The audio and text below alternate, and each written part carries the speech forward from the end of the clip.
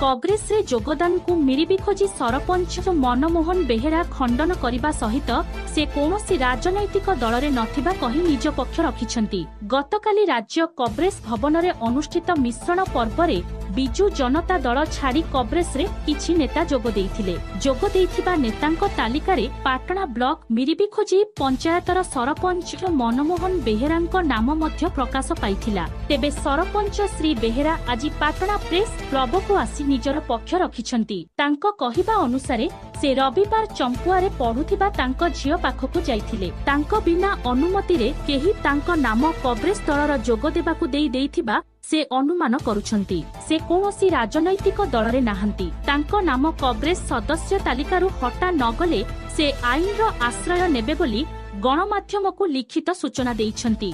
केन्दुझररु Dasharath बारिकंक report, श्रीक्षेत्र news. आज्ञा हम परिचय मोर नाम मनमोहन बेहेरा, मिरिखोजी ग्राम पंचायत सरपंच। जे कोन कहबे गुटे आपण कांग्रेस दल मिस्टेले बोली सोशल मीडिया पे भाइराल होना किछि कोन कहबे?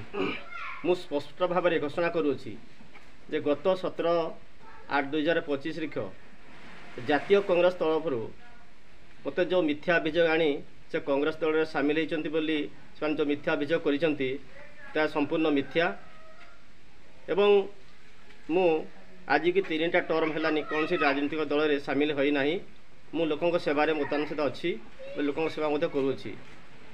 तेणु मु चाहूछि जो ये जो जातीय कांग्रेस मो नार मिथ्या अभियोग आनी 2 दिन मध्य जातीय कांग्रेस दल जो मिथ्या अभियोग आनी खंडन करने दरकार। जदि न कर आश्रय माने आईन अनुजाई आश्रय ने बोली मु आशा प्रकाश करुछि।